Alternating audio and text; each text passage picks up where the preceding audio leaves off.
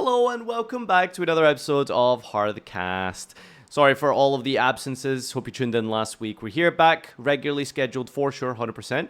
As usual, we've got Yosh here. Hello.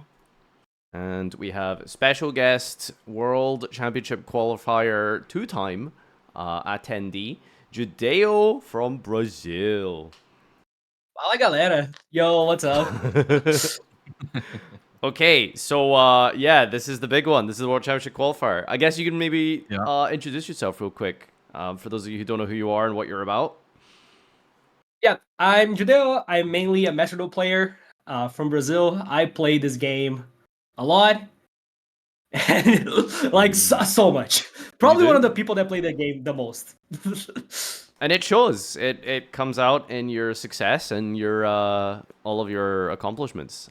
You are always really high up on the ladder. You've been to Worlds twice. That's no joke. And we're gonna dive into every aspect today. We're gonna be looking at the Duelist Cup prep, decks that are viable. Obviously, you'll be listening to this probably during the Duelist Cup, so I'm sure you'll have some takeaways.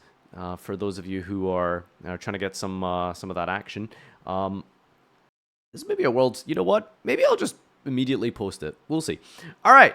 Yeah, I was thinking about that. Maybe we should put it up on the Friday, maybe. But yeah, no. Just for context, we are recording this Thursday evening, basically. So it is the day before the storm.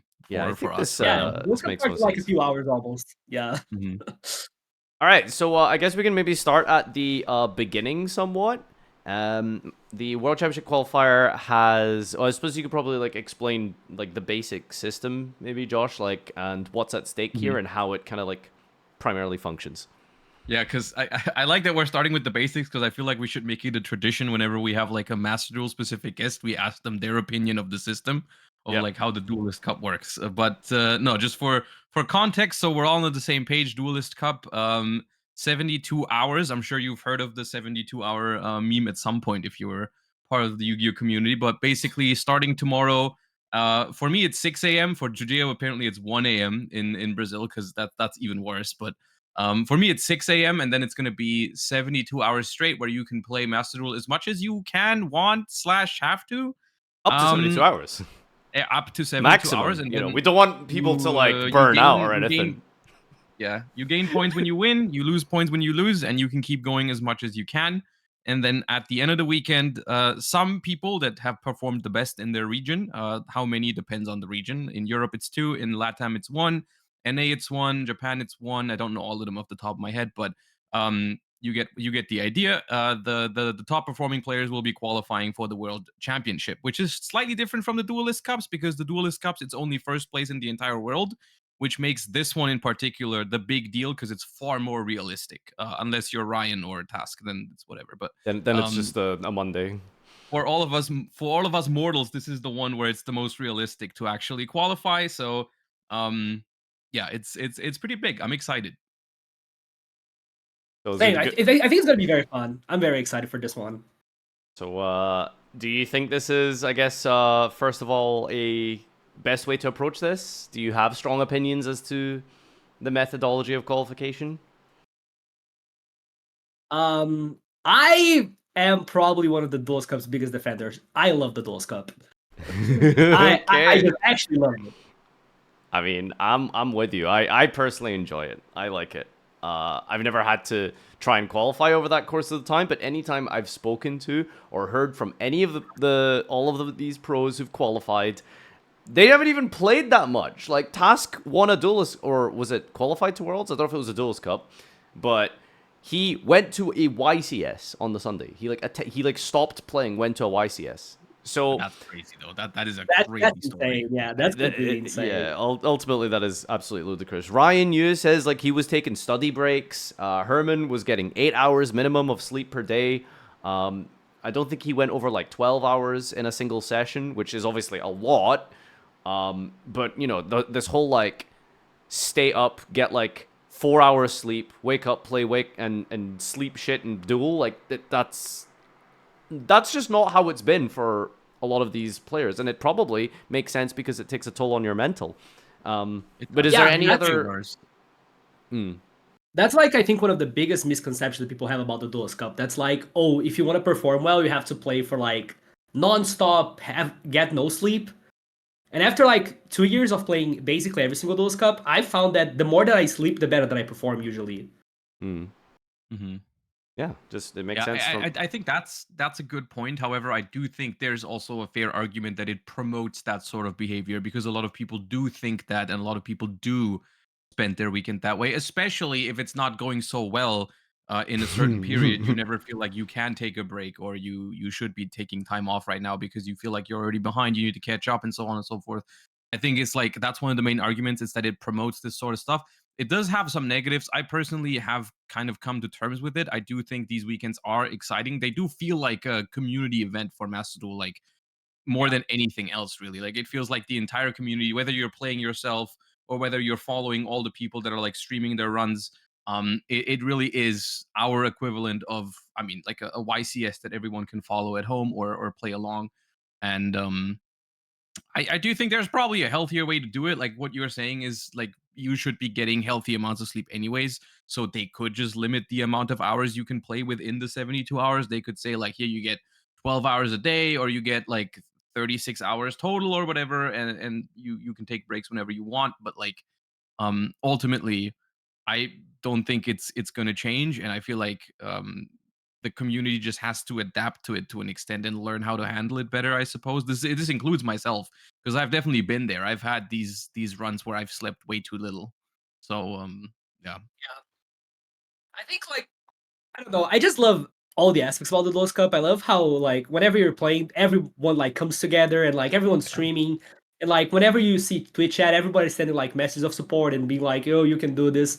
And like you're playing Yu-Gi-Oh, and I love playing this game. I really enjoy playing it. And like I really like playing good games. And I feel like the more you climb the Duelist Cup, you get really good games that even if you lose, you're like, "Oh, he actually just played better than me," and I cannot be too upset about this. And it's just so exciting. It's like it's so good to play. I love playing this game. It's awesome. Yeah, we've talked a little bit about the details of other alternative functions and stuff, like register your X number of games per within X number of periods, so like your highest percentage, basically, or after X number of games played. People have suggested, I suppose, just limiting the amount of hours that you can queue. Like, there's just windows of, like, you physically can't queue more than, like, let's say 20 hours in 3 days, etc., etc. Ultimately, I think each one of these have, like, their own pitfalls and have their own arguments against. And I don't think we need to spend too long on it, since there isn't really much point in discourse, since we're all kind of in the positive mindset regarding this. From a casual perspective, and even at the pro level, it seems. So I don't have an issue with it personally. I think it's fun. But I just really love what you were saying about the Doom queuing, and that's just great because anyone who's played like League of Legends or any other ranked based game, it's like, oh, I'm winning, so I gotta queue again because I'm on a hot streak. But now I'm losing, but we can't end on a loss. Yo, and ending on a loss feels so bad, dude. Yeah. It's so hard. You just spiral, you know? It's so hard, man. Okay, so I think it's actually easier because I'm like, whenever I'm doing well, I'm like, oh, I'm getting tired. I want to play until I lose, so I don't keep playing tired. And then the first game that I lose, I just go to sleep, and then I come back like refreshed. No, but the thing is, you start making excuses, like, oh, right? I need to win again, and I'm already tired. Like, but then you start making excuses. You're just like, well, I didn't lose because I was playing bad. I lost because he, like, drew max E or, had the out. Yeah, but also, like, here's the thing, right? How good are you at noticing that you're getting tired, right? Like, because you might not notice it on the first loss immediately. Because it's not like you're getting tired and all of a sudden you're making super obvious, crazy misplays, right? It's like maybe something small happens and you might not even notice it, or like whatever. I feel like that is one skill on its own to be able to understand, like, when am I playing worse and when am I just losing because it's like a normal loss and I couldn't have done anything different or whatever. And then also, like, sometimes you misplay without being tired. It's not like you see you make one misplay and you're like, oh, gotta sleep.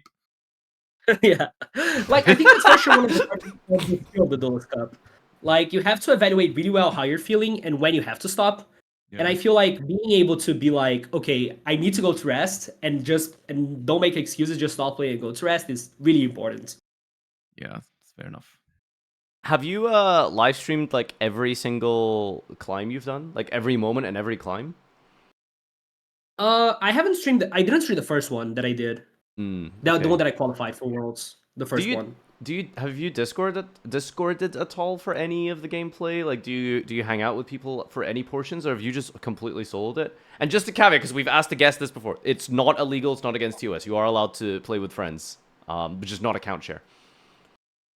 Yeah. I have like in 2 Duelist Cups, I think, but I have really bad ADHD. So whenever I'm talking to someone, I realize that I can't focus on gameplay. So I just like if I talk to someone, I start making misplays immediately. How do you I feel stream like then? that's a Because you good don't. point. How do you stream then? Because like you don't even use a delay. Like you're just talking. I was gonna ask that too. Like that's crazy to me. I don't talk on stream. I'm able to focus on gameplay. I've been streaming for so long that at this point it's like they're not even there, you know? You know, that part's fair enough. I kind of get that, but like the part without a delay, I feel like that's got to be a disadvantage. Maybe. But I think it makes for worse content though.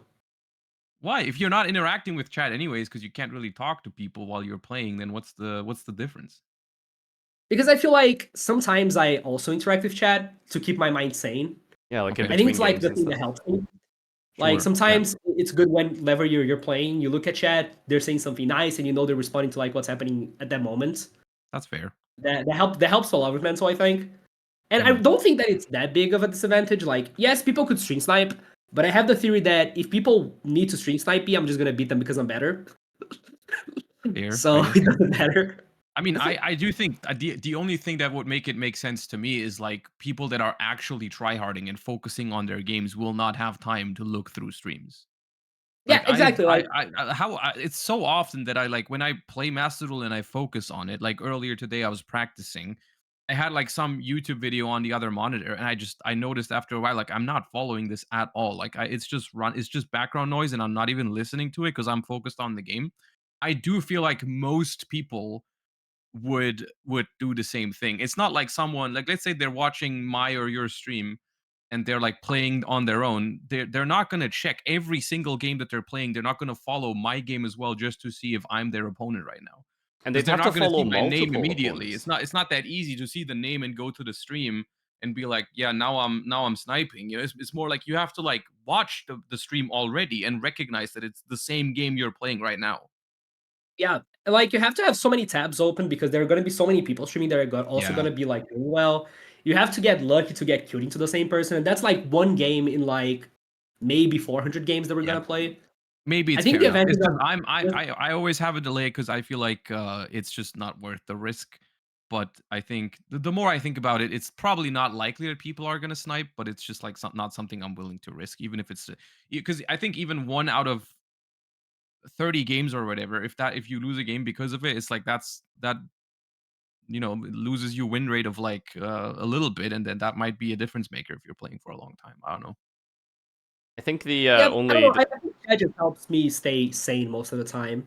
That's fair. It's Maybe just the it's just upside is like bigger than the risk. more fun That's for experience. you. Yeah. Yeah. I think the only important thing for you is like you just gotta turn off that verify check mark, which would be the biggest It like doesn't display giveaway. anyways. It doesn't display anyways during the thing. Oh, I is it think it turned off? does. Because everyone gets defaulted to player and the rescue rabbit now. Never, it wasn't the case previously, but I think the check mark does display. But there is a setting. This I applies to know like there's 5 a people in setting, the yeah. world, by the way, just for viewers Yeah. for context. But if you're Yeah. verified in Masto, still have mine, by the way. Monk W. Thank you, Konami. Please don't change that. Anyway, yeah, there's like affects like 5 people on the planet. You can just go into your settings and turn off verified checkmark. But yeah, Yeah, I okay. think I don't think I don't know if I don't remember if it displayed last time or if I had to disable it. I just remember it not being a problem, either because it didn't display or because I just couldn't turn it off. But yeah. yeah, either way, I'm gonna try something new this time around because at first I didn't want to stream it at all because I just felt like that gave me the best chances to just not have to be worried about anything that's going on stream, like never check numbers and so on and so forth. But people have been begging me to stream the run, so I'm gonna stream it. But I'm just gonna like turn off face cam and mic and just have the raw gameplay running so people can follow along. And I'm just gonna try to not focus on it at all. Yeah, that's fair. Yeah. The duels itself, I mean, you guys are obviously like trying to qualify for the World Championship, so I think that's definitely something that's not really relatable for a lot of people, but at the same time, I'm sure you guys maybe have like some advice and tips, like just general kind of guidelines.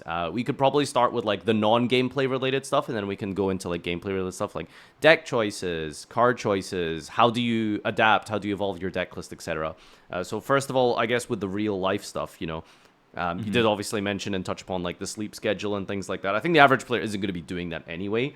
But just anything out with gameplay and mechanics, if you have any like thoughts and suggestions as to like what people can do to just make sure that they at least are like having fun, you know, and take advantage of the time allotted to them. Yeah, I think the Duelist Cup is mainly a mental thing. I don't think gameplay is as important as you just being focused and being able to like not tilt. Tilt is like the worst thing that could happen to you in the Duelist Cup. Like, without saying any names, but like tilting and you switch decks to like something bad, and then you lose even more, and then you keep tilting, and and that's like one of the worst things you can do. I've done that. I wonder. Yep. Yeah, sorry, go I think on. that's my biggest problem. I think that is my biggest problem. Yeah. Yeah, like it's at the end of the day, it's actually just like a mental thing. You have to be really well mental wise and be like, it doesn't matter if I lose, my preparation is gonna pay off at some point. Sometimes I'm gonna get unlucky, and that's part of the thing. And losses don't matter. You just have to keep playing and be focused and play the best that you can, and that's it. I've done some things to prevent it this time. I've deleted all the decks that I think are bad and I should never play. I'm not going into it with one singular deck though, because I'm like there's a few things because I can say it without a problem because people I mean I'm gonna be streaming anyways, but like my main deck is gonna be Memento, and like I acknowledge that that deck is hard. And Yeah, it's complicated, and I've been trying to get as much practice as possible in with it. So I have like two different versions of the deck depending on what I'm facing at the moment. Like, because I do feel like there's trends within the Duelist Cup. Like you'll see people queue with decks like 10 Pi a lot during certain times, and then again then not because people bring up the counters to it, and so on and so forth. So I'm gonna track in a spreadsheet like the last like 10, 20 decks that I've played against to see like if there's anything noticeable that's changing. But like I have like two or three other decks that I think I can play when I'm starting to get like a little bit too tired for Memento, but not too tired to play in general. So like Millennium Snake Eye, for example, is a deck that I feel like I can play when I'm a little more tired. Like not super tired yet, but like too tired to play Memento. So I am gonna switch decks probably, but I'm planning to do it in a more controlled fashion this time around, and mainly stick to the ones I've prepared. So like I've deleted everything except for those, like the two Memento builds, the Snake Eye deck, and then two others that um I have like in specific situations in terms like it depending on what people are playing. yeah, that's right. That's a good strat. Okay, obviously I'm not like one to like give advice, but I'm gonna be honest, Josh, that sounds like you're giving yourself so much cognitive load in a situation that already is very overbearing mentally to like have all of these like spreadsheet tracking and things like that. Like it sounds like you're playing a game within a game, and that just sounds fucking like, I mean, fair enough if you can do it, but it just sounds like you're I putting a mean, lot of effort on your I want to back track there. this stuff anyways. I did it the last time always. Like whenever I finish a game, I just put the deck I played against and whether I won or not. Fair enough. That's all Yeah. I do Yeah, I also do basically. that sometimes, and I think it doesn't change a lot. But I do think that it's really good to have like multiple decks prepared beforehand. If I notice it annoys me, then I'll just stop doing it. It's not something I'm like super committed to. Yeah. But I think that's like one big thing also in the Duelist Cup. Like I have, I think, 5 or 6 decks that are already Yeah. built for like each possible situation Mhm. that we think that we might encounter in the Duelist Cup. Yeah, that's more what I meant. Like I'm not gonna like go in there after like every 30 minutes and calculate what has changed. It's just so I'm not missing a certain thing that's happening, you know? Like if no one's playing Snake Eye anymore all of a sudden or something like that. Mm. In terms of approach, I mean, I think I can probably maybe mention a couple things from like the casual perspective, since most people playing this will just be kind of trying to see how it goes. I think there's like maybe 2 or 3 different aspects, and it's all goal oriented, right? It's like, are you on a time limit, and are you on a just see how well we can do type of thing, because I feel like those are two different things, right?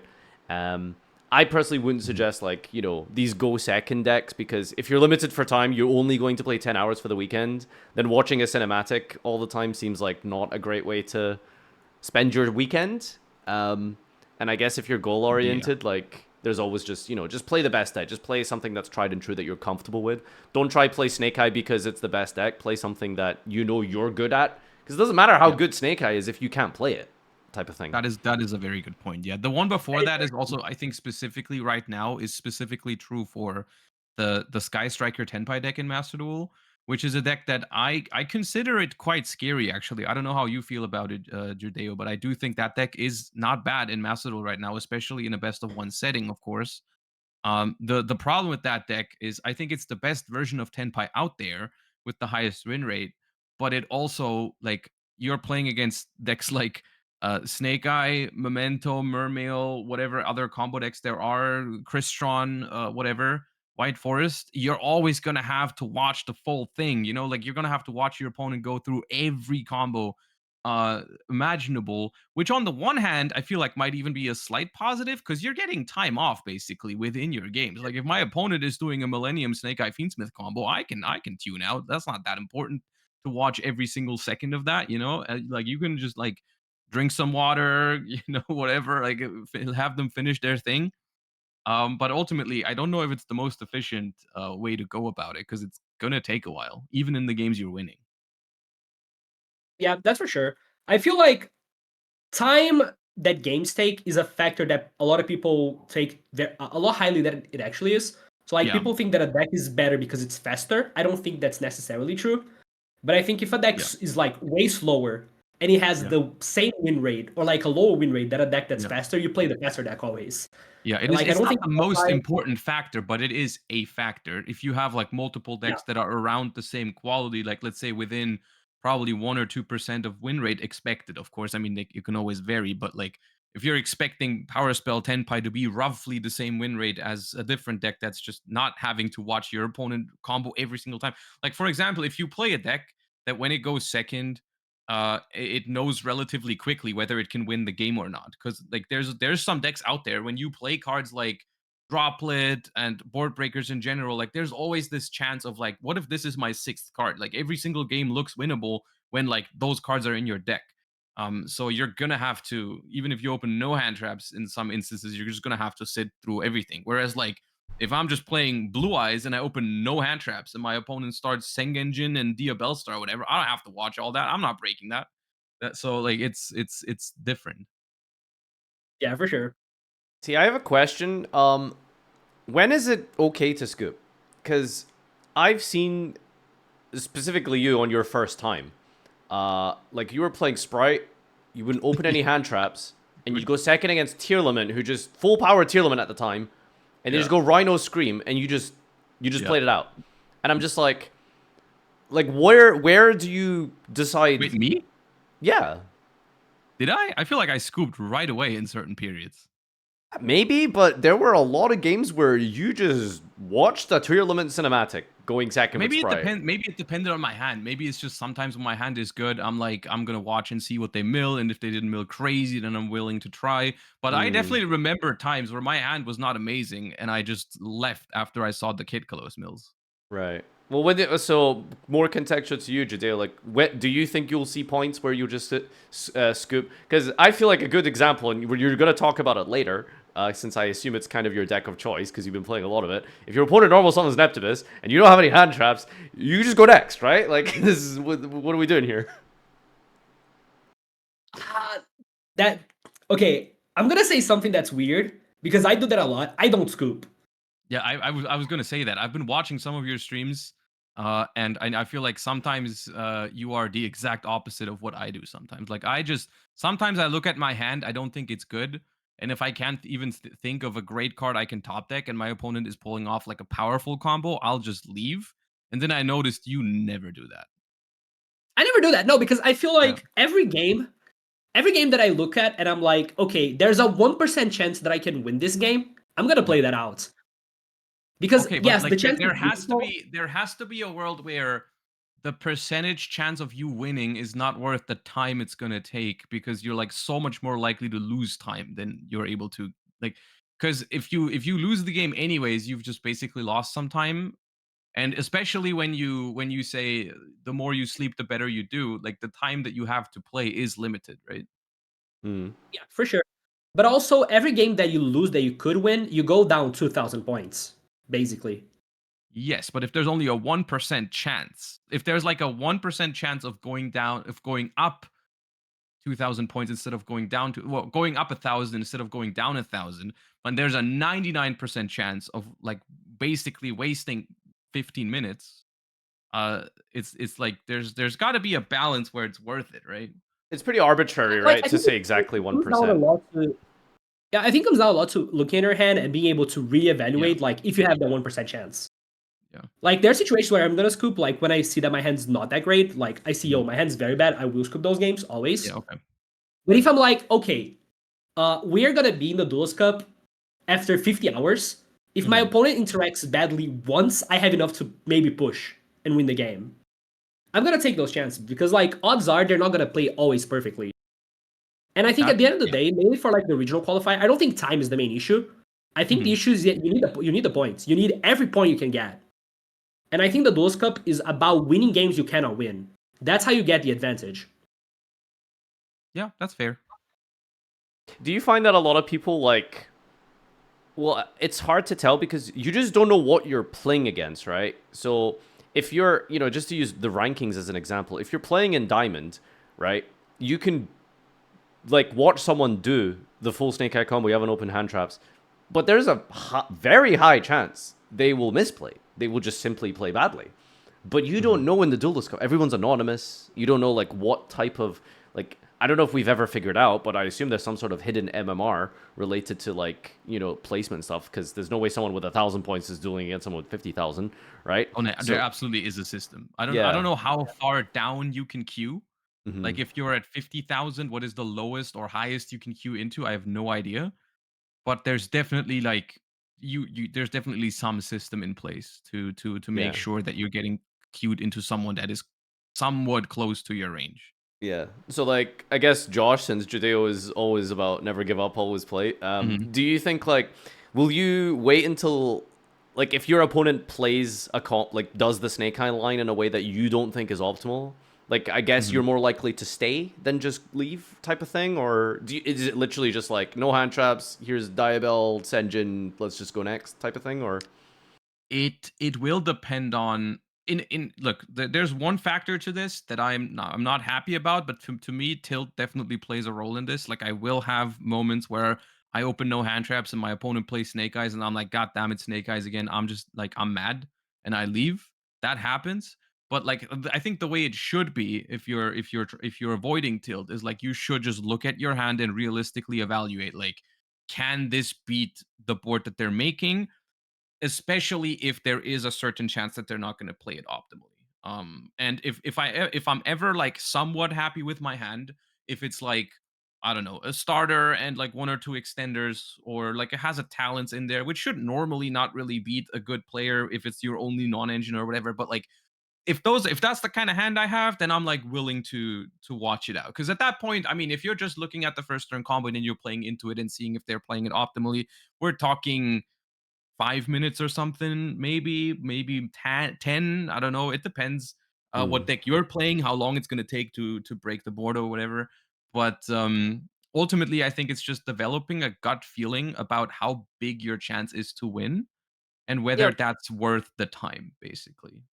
Like I would, for yeah, example, I would say if I feel like the chance, like what you said, if I feel like the chance is 1%, then I'm probably not watching the combo. For me, it's got to be more like of course you're never going to have a real number, but like gut feeling, I would say like 5% upwards I'm staying. uh and then if it's like if my hand is just atrocious and I feel like they have to be like misplaying like crazy for me to win it, then I'll probably leave.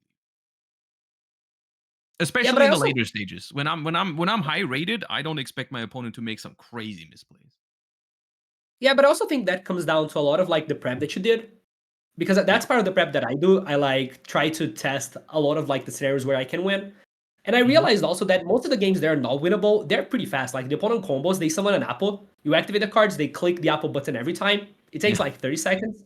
Yeah. You lose, you go next. And I think that doesn't waste as much time as like the possibility, oh, I drew Imperm and you get an apple, I win the game, something like that.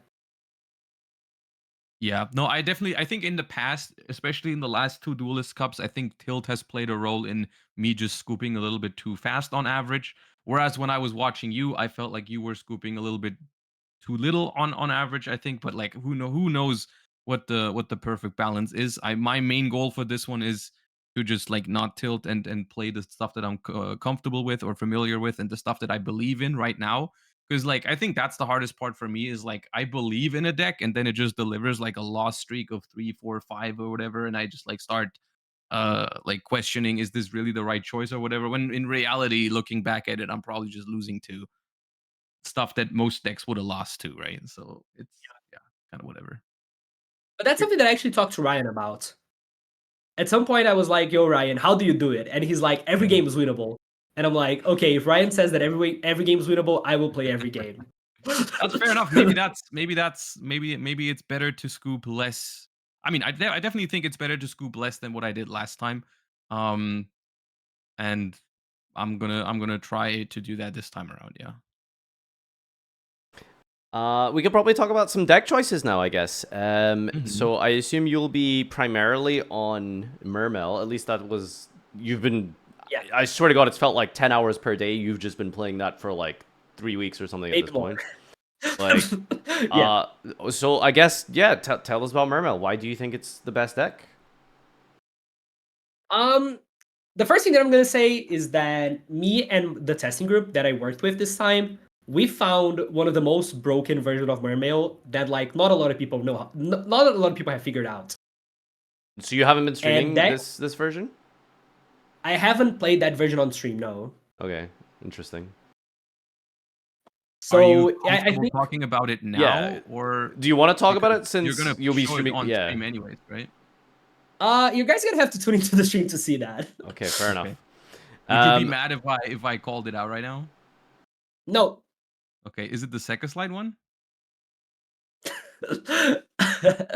I mean that's part of it, but that's not the Okay. whole thing. Yeah, fair enough. No, I know what you're talking about. Yeah, okay. I know it And I think that's really has. good. I also know that another person is testing the second version of Mermail. Yeah.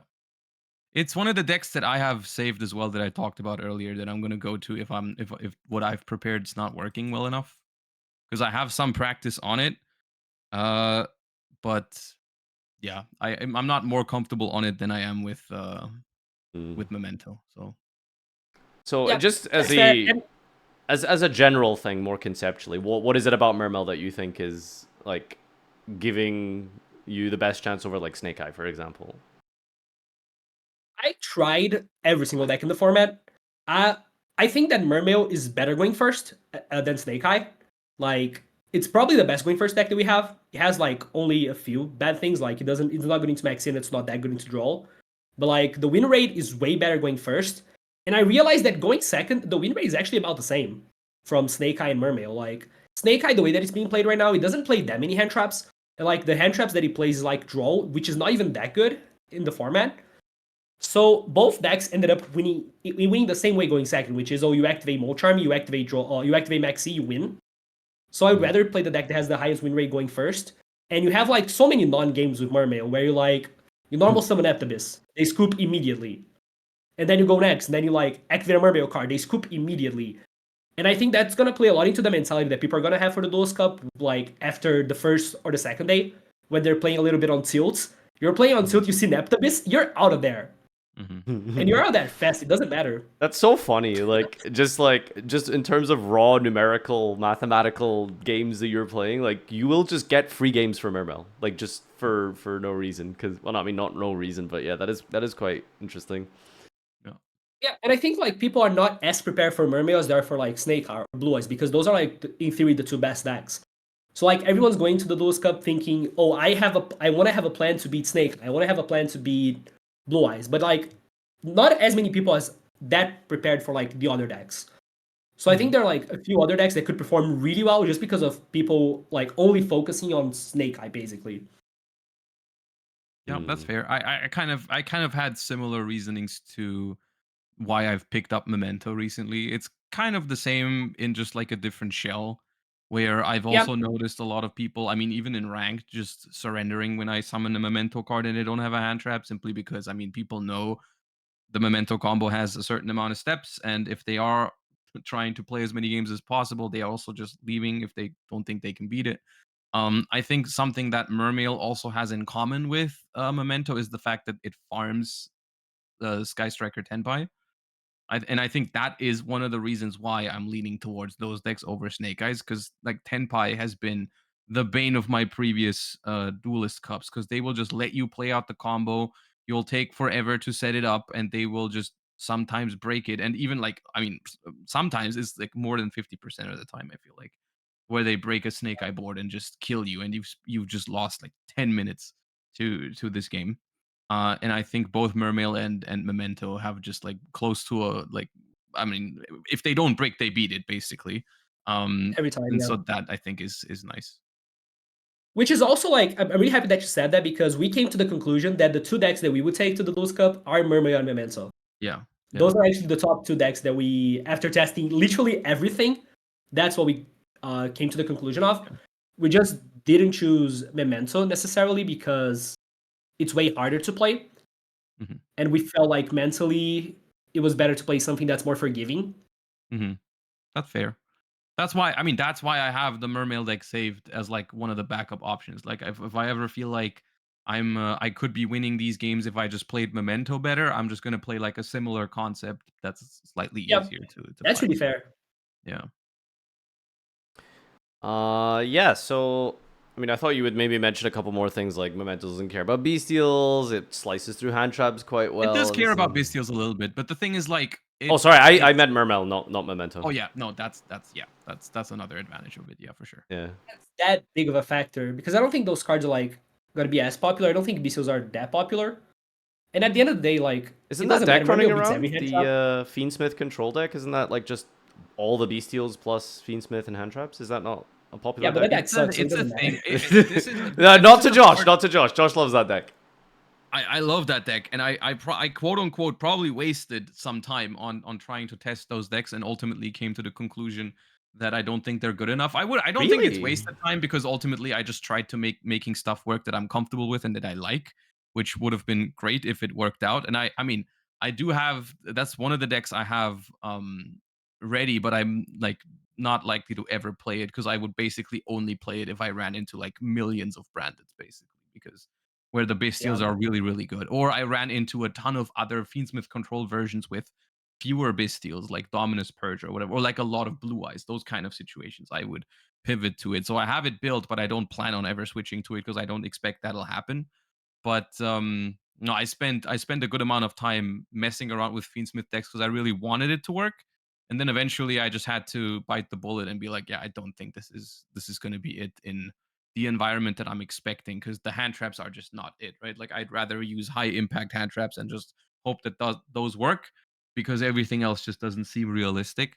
But here's the thing: we've briefly talked about it earlier, and I would like to know the exact answer to this, but I still don't know exactly how wide the range of opponents is that you're playing against. Like, let's say you're on 50,000, because in my experience, when I was hovering around 40,000 the last Duelist Cup, I was still playing against a lot of wacky decks at the end. Like, there was still a lot of random stuff popping up, which would then make stuff like bestials and other hand traps more common again.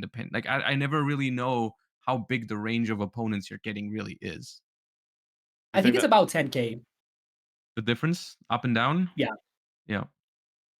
Yeah. I think the more high you go, it doesn't feel that way because you only start getting down 10K, but it's about 10K the difference about like down or up. Mm. Mm. I don't think you get paired like worse than that. It's and 10K is like generous. I think it's a little less. That's fair, maybe. Yeah. Could be a day In 3 syndrome type of thing, right? Maybe people are just like, fuck it, let's just throw some shit at the wall, play some wacky stuff, see what happens. It could be. I'm still. I mean, still these days you play against Gimmick Puppet in ranked sometimes, but like that deck also just broke me last time. How many times did you play against it? I saw you play against it twice in a row, but was there more Bro, incidents? I haven't played against it in like 6 hours, and then I switched to like a board breaker deck, and I queued into 2 in a row. Yeah, that's That absolutely shit phenomenal. broke me. Like it just wasn't Always a cool your weekend. experience. It was never gonna Like, be my weekend because I wasn't well prepared anyways. But yeah. Okay, I so feel like that always happens. Whenever you're like, oh, I'm gonna switch because certain deck's popular, immediately you get paired against like the most random shit. Like, oh, Yeah. lab's really popular. I gotta put something that's good into lab. And then you get paired into like the most combo deck of all time, and you're like, well, I lost this game for nothing. It always happens. Like that's part of it. Yep. The Memento deck I didn't realize was that good. I thought it was quite vulnerable to hand traps if you don't exactly draw like a quick play. So I'm curious what your thoughts are on it. Like what is so good about Memento? I don't know. I mean, I guess you Well, it did had mention like a little 10 bit. plus quick plays to begin with, so like you have one most of Okay, the time. fair enough. The reason why I like it, besides the ones we've already mentioned, is I think it's the best combo deck into Fuva. Okay. And I think most decks are going to be on 2 Maxi and 3 Fuvas, at least in high elo, if Snake Eye is popular, which I'm expecting it to be. And I think Memento is the most capable of just ignoring Fuva, which makes it, like, I think statistically ahead in the mini game because you only really care about Maxi. And that is like a big factor to me because I would not like to lose to Maxi to Fuva in this particular one because I feel like when everyone is playing those 5 cards and most combo decks are weak to all 5 and you're only weak to less than half of them, like 2 out of 5, I feel like that's got to be a statistical advantage. If the deck is not significantly worse in other aspects, which I didn't feel like it was. I didn't feel like it was like generally worse going first into hand traps or generally worse going second is actually fine going second. So I think that's why I like it most. It's also fine into Droll, which I mean is true for some of the other decks as well, but it's like Memento specifically doesn't really care about Droll that much. Yeah, and even into Maxi is a little bit better than Mermail Yeah. because Yeah, I Mermail does wouldn't like call it 3D good packs. though. You need very specific hands to be good into Yeah, Maxi. But I it's mean, like a little bit better. that's every But good deck in the game at the moment, unfortunately, except for maybe Blue Eyes, but I didn't really consider Blue Eyes all that much, yeah, same. Interesting. personally. The I was gonna only move. the only thing that would make me want to play Blue Eyes if there was a lot of stun out there, which I always have a hard time evaluating because you almost never see it on rank, but in the Duelist Cups it starts happening, which is another reason why I like Memento a little bit, just in theory, because it does have access to spell trap removal with Darkblade, and you have like upwards like 6 copies of Darkblade in your deck, so you're not gonna lose to like a random Macrocosmos all the time. I was gonna ask about that deck next because I think it's especially around about like the middle ELO. Blue Mm, Eyes feels like that's just going to be the most played deck. I don't know what it's like mm. in Master One and in Ranked if it's like still like a super popular deck. I assume it's very popular, but I think that is the deck to um, be most played, at least around like the middle rankings. And I guess yeah, we can talk just thoughts on Blue Eyes. I guess. I think Blue Eyes is not going to be as popular as people think. Like Blue Eyes was very popular when it came out, but like, I mean, I'm gonna say this for like high elo mainly, but like every single testing room that I've played so far, it's just Snake Eye. All the good players are going to be playing Snake Eye. Yeah. Everyone that's prepping is like, I'm gonna play Snake Eye at some point. Hmm. And I don't see any good players preparing Blue Eyes because I don't think the deck's reliable enough. So I think Blue Eyes is maybe gonna be popular when you're like in the low point range. But like the more you climb, the less Blue Eyes you're gonna see, and it's gonna be end up being just literally Snake Eye. Like Hey, over and listen, over low again. elo for you is still like top 1,000 or something. Okay, relax. I Yeah. yeah, I think Blue Eyes is not bad because I think it does have some advantages over other decks. Like for example, being very very good into cards like the Mole Charmies that people are going to be playing to counter Snake Eyes. So I think Blue Eyes has a pretty solid going first. I think Blue Eyes has probably the worst going second out of all the top deck contenders at the moment, simply because you basically rely on completely stopping your opponent if they put on any sort of half board, if they end on just Apo or whatever. It's still difficult unless you draw very specific answers to it. But the deck is fine. It doesn't help like that it also has like a couple of bricks. I just think it's the kind of deck that you see a lot more in ranked than in the Duelist Cup, because it's just like more pleasant to play than playing Snake Eye for month number 18 or whatever it is. Where like during the regular ranked season, I don't play against Snake Eyes that much. I have noticed though that since yesterday and today, I've been grinding Master One, like rated duels, and there's been a lot more Snake Eye than usual. I assume because people are practicing for the Duelist Cup. And it's just like Blue Eyes is the kind of deck you just log in and play because it's fun and you're not trying a Snake Eye combo. It's not a try hard deck. I don't think. Like if someone is super serious about this, I think they're not going to be playing as much Blue Eyes. Um, so yeah, that's kind of where I stand on it. I think it's fine though. I don't think it's a bad choice either. I think it is something that if you're super comfortable with it, I wouldn't blame anyone for playing it over like one of the combo decks because they're not like familiar with it. Like if you're not willing Yep. to play Mermail, Memento, or Snake Eye because you just don't vibe with those decks, you haven't practiced them at all, then I think it's completely fine. And I wouldn't be super shocked if someone qualified with Blue Eyes. I don't think it's impossible. Yeah, I think it's a fine deck, but I feel like most top players will not be wanting to play it just because it's not reliable. And I don't even think it's that good into Max your Fua. What is it about Because yeah, like unreliable? Because you've said that a couple of times. What is so like, is it bricky? Like what is what? Because it's really bricky. okay. And again, I really don't think it's good into Max your Fua because like, oh yeah, into Max your Fua you can do like, oh you said Drill Beam, you said Majesty. Most decks can break that really easily. That's one of the reasons why I think like Fua is so good right now, because you Fua Blue Eyes, you lower that ceiling and it's really easy to break the board. I think like Spirit and like Trap Hand Traps is quite good for Maxi. No, like I don't. I think it's like better than what most other decks do, and I think that qualifies it Yeah. as good into Fuba because it's like it's not of course going to do the full thing, but like if you're giving your opponent like no draws and you end on Majesty, Drill Beam plus whatever non-engine you've drawn, I think that is a fine position to be in when your opponent is on 5 cards. But yeah, I mean, I don't think it's like great, but I think it's better into Fuba than all the other top tier decks. So I think that's an advantage for it. yeah, I think if you're just trying to play casually and you're limited on time and you're just trying to have some fun and you are competent at Blue Eyes, I think it's definitely 100% my recommendation. Unless you are just really good at Snake Eyes, and most casual players don't really play a ton of Snake Eye. I think Blue Eyes is just like an all-rounder deck. Like it's okay against Yeah. everything. Is why Blue Eyes I think is kind of nice. We can talk about Branded. I feel like is a huge contender. Almost like a sleeper best deck, kind of. I feel like Branded is like really, really, really strong. And there's very dedicated players who are very good at the deck. And I think the 2 Branded fusion as well has been huge. It always gets top 10 in all of the ranked leaderboards at the end of the season. So thoughts on Branded?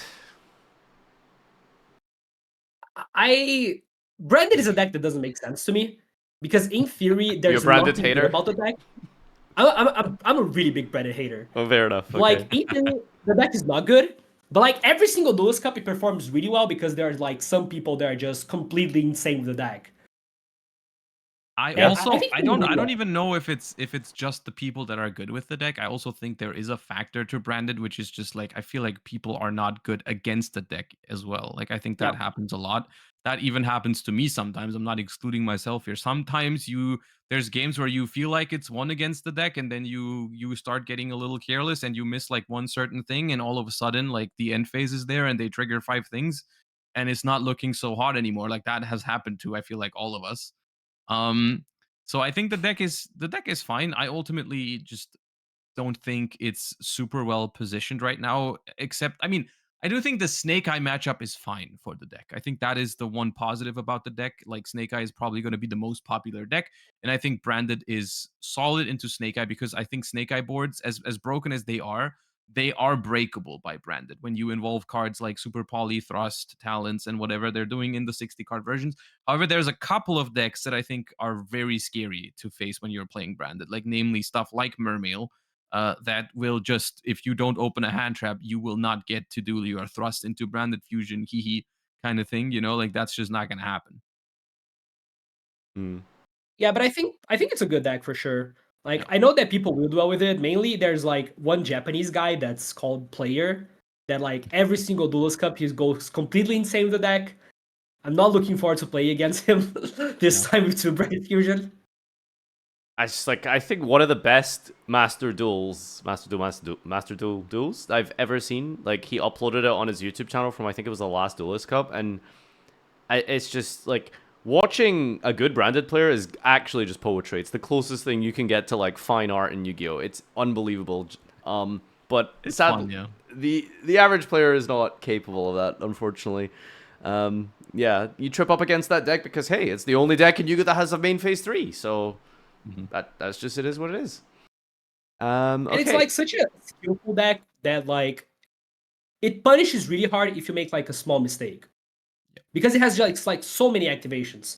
You forget a little thing, out of nowhere they reborn a Mirror Jade, you explode, you die. It's insane. I think it's really good deck because of that in the Duelist Cup.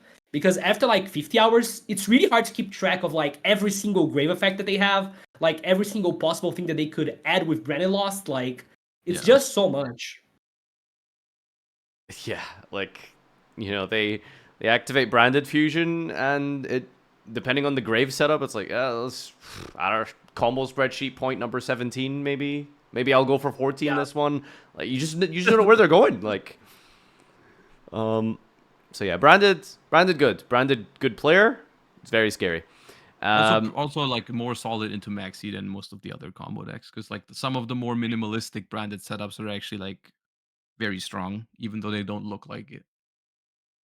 That's the thing. Like the board always seems so unassuming, and then it just turns into Yeah, like but then the 4 interrupts. Albaz jumps out the graveyard, Yeah, that makes a Mirror Jade, and then that triggers the Quem or whatever. Then they search a Mercurier, and like all of a sudden it's still crazy. snowballs so hard. Um, Okay, is there any other like important decks to go over, or can I start yapping about Crystron? I have a I was gonna say Crystron that deck I think ready. this is pretty solid. Yeah. Okay, all right, sick. Love to hear it. Tell us about Crystron, Jadeo. Unfortunately, I didn't have that much time to test Crystron because I was in the South American WCQ last weekend. Mm. But I do feel like the deck is fine. Like it's going first, it's okay. It can run Droplet. I think Droplet is really good right now. Yep. And I think decks that can get good value off Droplet are well positioned. So that's something that I really like about Crystron. Yeah, I love the deck. It's my deck for choice. It's not as hard to play. It's well rounded because you can play lots of different hand traps. I'm curious what you've been doing with the deck, Josh.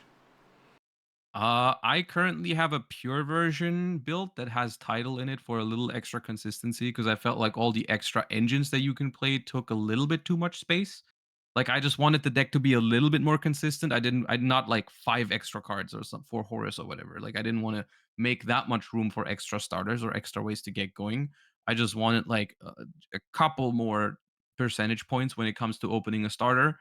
So I've been testing that, not as much as I've been practicing Memento, which is why Memento is my first choice. But Crystron was up there for me because it just performed very well.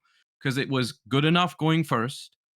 It's also not terrible into Maxi and the Charmies because you actually have some pretty solid half boards when you end on like Tristaros and you can search the trap and you have all your Yeah, non-engine. dude. Like it's not the Yeah. worst.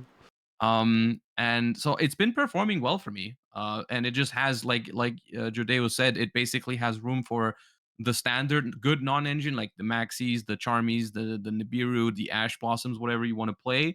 But it also has Droplet, which is just like another really high quality card in that deck. And I've been winning some games where I didn't have any of my other non-engine, but they had the Droplet. And so I was still winning against like Snake Eye boards and whatever, and that was working out fine. You are still always a little bit at the mercy of them not having the greatest non-engine in their hand when you do that. Like when you have a Droplet and they go full combo and then they have Nib and Ash on top of it, probably not going to beat it. But overall, I mean, what are you going to do? Um, so yeah, I've been liking the deck, and it is one of those decks that I referred to earlier that I liked it when I was testing it. I don't have enough practice with it to make it like my main deck, but whenever I'm feeling like, oh, I'm too tired to properly play Memento right now, it is one of the decks that I might just go towards because it's been good for me. Yeah, What do that's one you? of the things that I thought about Crystron. Like, I think the deck could be a lot better than people are giving credit to. But since it was released like last week, I think people don't Mhm. have enough time to get good with the deck. So it's really hard to Vice say how versa, good it though, I've actually is. I've noticed the same thing with people interacting with the deck. I've at least I don't know. It Yeah. was like rated around the 1600 rating, so it's not exactly the same, but like I've noticed a lot of people interrupting the deck in wrong moments because they just didn't know it just plays through this.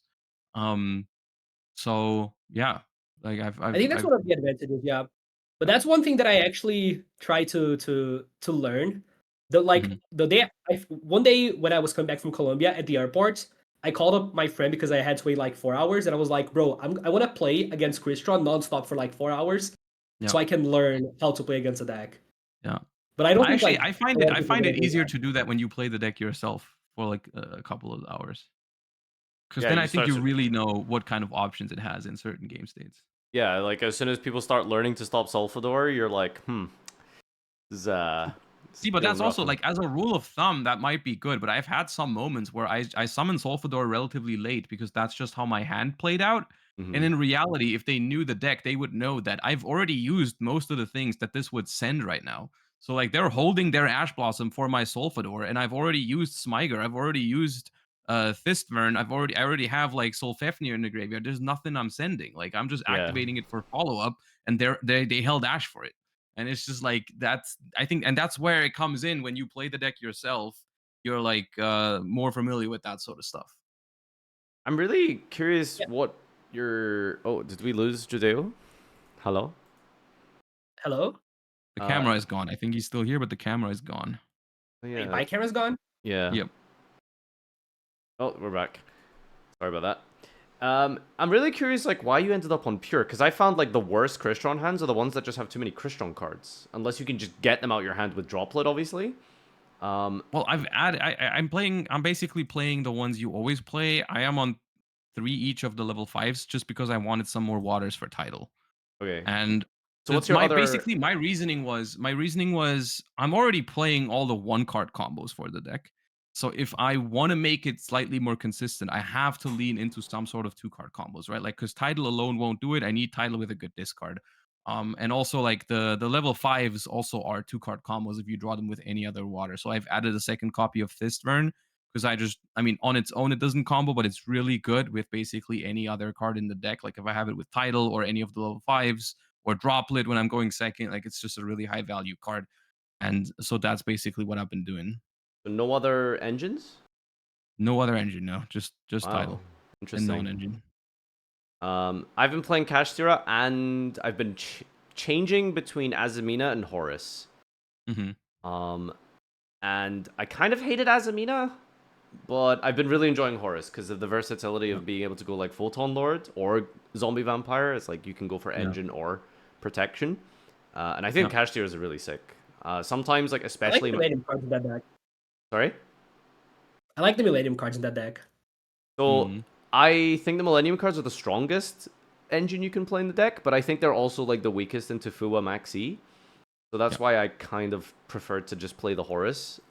That's just my personal opinion. You know, I'm not like an expert at the deck by any means, but I've been really Oh, enjoying that's because... fair. They all have their pros and cons. It's just basically for me, it was like whenever I was playing those engines, even something like Kashtira takes up like 4 or 5 slots if you play the field spell.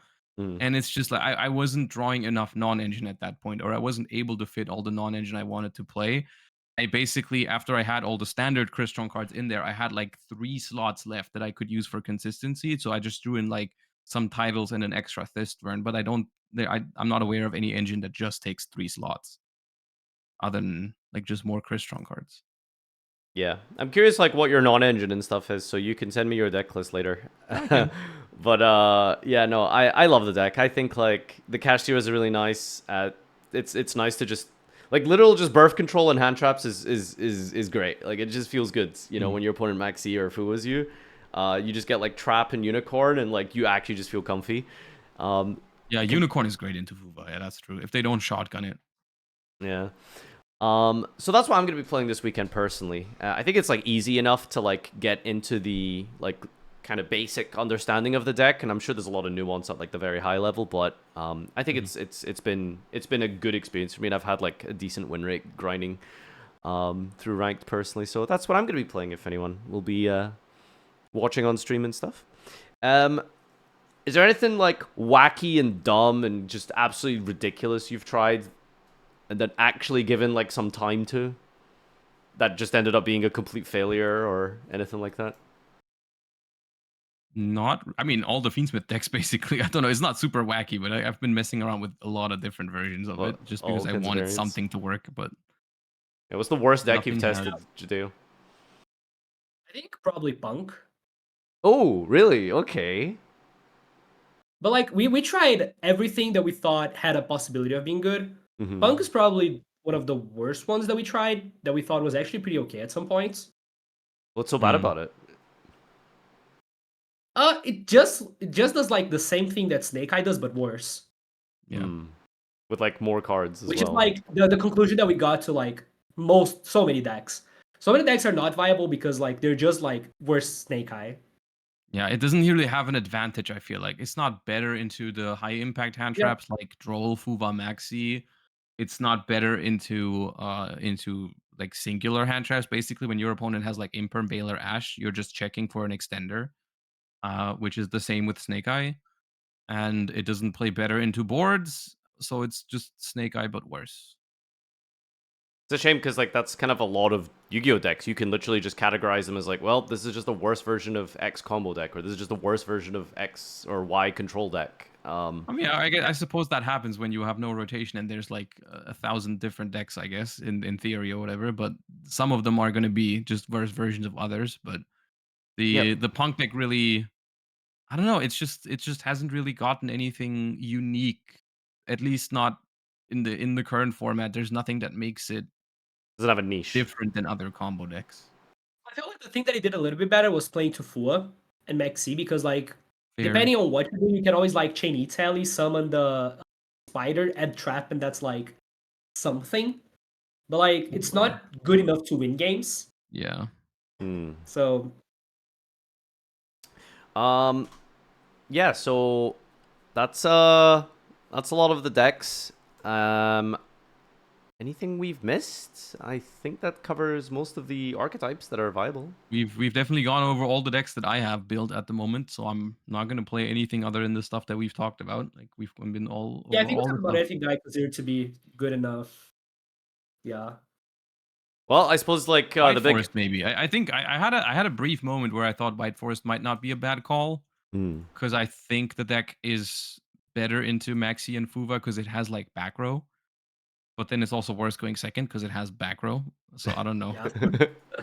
White Forest is like combo slop these days, isn't it? It's basically Azamina, White Forest, and Fiendsmith combo most. Is what I played.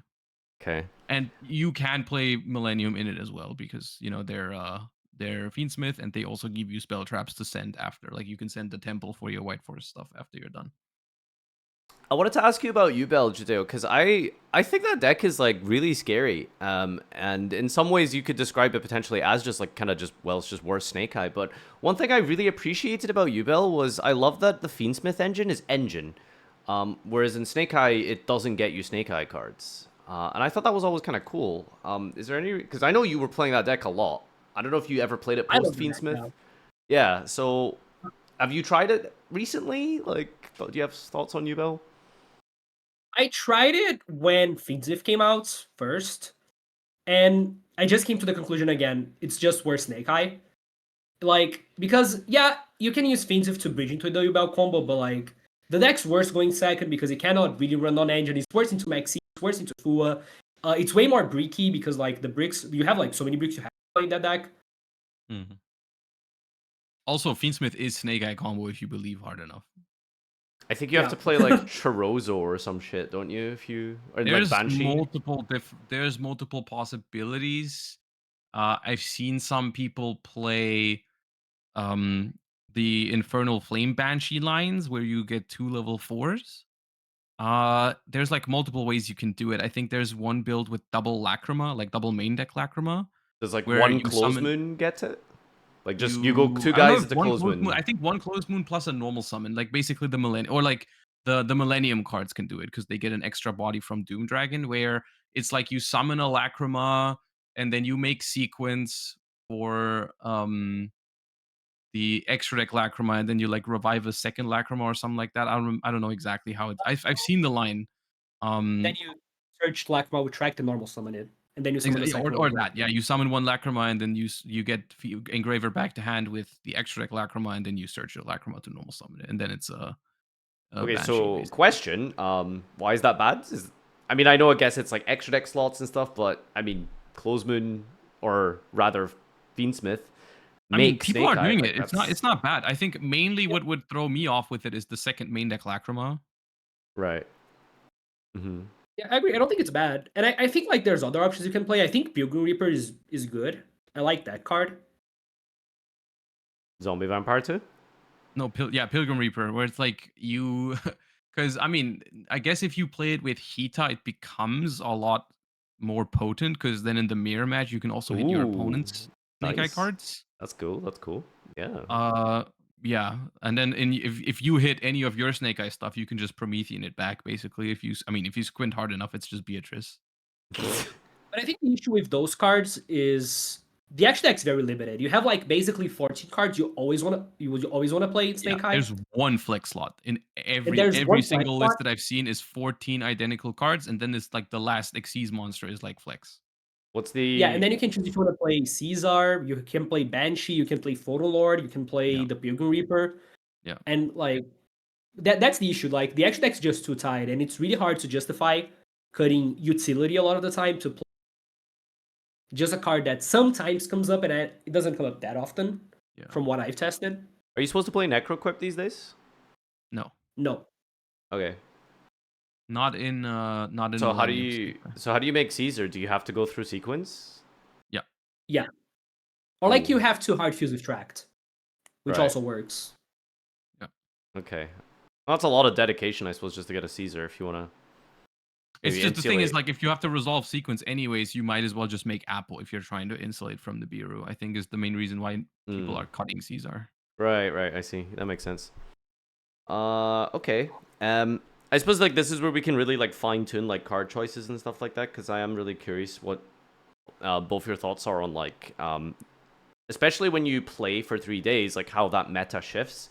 Because I assume like Snake Eye will obviously be very dominant, but then people are gonna start like swapping around their engine pieces, and I'm curious like how Mm. do you start making those decisions, and what leads you to be like, okay, well, I'm gonna try tactics now or something, or I'm gonna put in like Droll now, or I'm gonna cut Mm. Nibiru. Like there's like these are very like good cards that are specific, but I guess they demand a certain playstyle and meta. So like, what are the card choices do you think that are like good picks outside of the obvious, Ash Imperm Veiler type thing? And yeah, I guess the second part of the question is how do you then evolve like your deck throughout the weekend? I think that's hard to say because I think at the end of the day, it depends a lot on what deck you're playing. Mhm. But like what I like to do, I like to prepare everything beforehand. So like Mm. I have gone through every possible scenario that things that could happen in the Duelist Cup, and I have that plan for that. Like, and I just go based on what's happening right now. Like I see that like, oh, Snake Eye is by far the most popular deck. I'm gonna pick the deck that I built that was like, if Snake Eye is by far the most popular, I'm gonna play this. Mhm. So what are cards that just beat Snake? Because I mean that's the thing, right? There aren't really like silver bullets type of thing. I So think Fuva is one of those cards. I think It's Fuva is one of those cards that if you were to run into Stun consistently, Blue Eyes consistently, what was the other one? There's like Memento, whatever. Like if you run into those decks a lot, then Fuba is not that. Oh, Tenpai was the one, the big one. Yeah. If those decks are more popular than you think, then or like Snake Eye is less popular than you think, then Fuva is a card that loses some value. I feel like. So currently, I have Fuva in my decks. So I didn't prepare different versions of every single deck. Just in like what the because I feel like that just opens me up to just switching around too much based on like random gut feelings or whatever. I'm not entirely sure what it will take for me to switch. I think it's just if I notice the meta is not what I'm expecting or what I was expecting, I'll make some adjustments to those kind of like just a non-engine in my decks. That's basically it. Like I'm yeah, gonna stick to these decks that I have built right now, but I have some cards that I'm currently not playing. Like I don't know, for example, most of my decks don't have like talents. And if I notice like, oh, I'm playing against more like lower ceiling decks or whatever, then I might switch to those. Or If I'm noticing I'm playing against more stun than I'm comfortable with, then I'll switch to a deck that has outs to stun at least like a little bit. Like Crystron or Memento at least have like a statistical chance to out a floodgate. Yeah. Instead of Snake Eye, where if they have a floodgate, you probably just can't out it. Yugioh, do you have any further thoughts on that? Yeah, I think that's about it. And I think like there are a few cards that I would consider running for each situation. And it's always good to have a plan in mind going into it. So, for example, I think cards that are good into Snake Eye that people should be playing is probably there's one that I don't see people playing, which is Imperm. I think Imperm is really good into Snake Eye, but people just don't know how to use it because people try to interact with Engine when you should be using Imperm as a board breaker against Snake Eye most of the time. Oh, just Because like hold Imperm? The way that Snake Eye's playing is like they don't beat Nib if they're not playing Photon Lord, which like basically no one's playing. So they have to make early Apple, and if they go early Apple and you Imperm the Apple, their end board's. So I think Imperm's good. I think Nib's good against Snake Eye. Fu was really good to those matchups, so those are cards that are probably good to have if you expect to play against a lot of Snake Eyes. It's really weird because like it's just making that decision to I guess like let rip on all right, we're moving off like Fua, we're gonna commit to like the tactics or something. How much of that you kind of like feel is just bias or like variance, and it's I guess it's just a bit of a guessing game and a little bit of luck, I suppose, involved with getting the right matchups for your current staple setup, right? I think it's difficult, and I don't have a super good answer to it myself because I think it's just something you have to base off of your experience during the period that you're playing. Like I don't know if you should. I don't think you should change it too often because at that point it's just random. Like only because you played against Tenpai this one game, you shouldn't take out Fuva the next, or even if it's like 2 Tenpais in a row or 3 Tenpais in a row, I should take out Fuva. I think it's more about like longer term trends, like over the course of multiple hours. If you're noticing, at the moment in the elo where I am, it seems like certain decks are more popular than others. I should make some adjustments. Probably. Yeah, it's a lot of it's not there's not like a perfect answer to that. It's a lot vibes based. One thing that helps is talking to people that you know that are in your point range. So like you can be like, yo, I'm playing against so much of X deck, and they're like, yo, same. Yeah. If they're also seeing the same thing, it's probably good to adapt. But it's a lot of the times based on vibes, but it's always something good to do. Last Duelist Cup, I think day 2 or 3, I realized that I was only playing against Snake Eye and Senpai. And I was like, yo, I have to be playing tactics, otherwise I can't Senpai.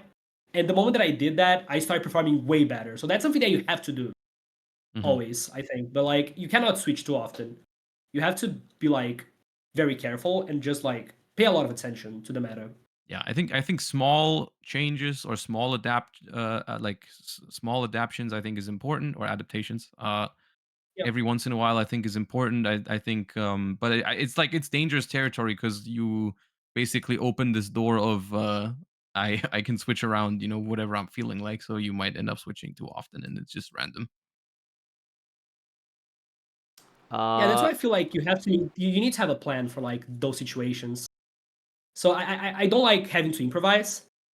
So I really I overthink literally every possible scenario because I'm like, okay, if that happens, I have that plan already. So I don't have to like keep changing around every single time.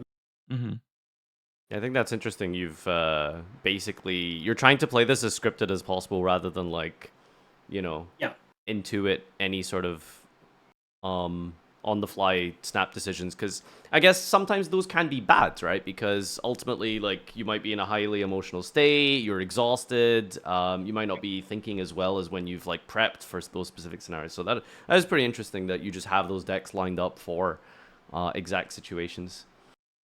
Yeah, at the end of the day, I trust myself more before the Duelist Cup starts than like when I'm 50 hours in and I have That's a very good point. That's a very good point. And that's also that's somewhat why I kind of want to like track at least a little bit of what I'm playing against, because I don't want it to be too vibes based, Yeah.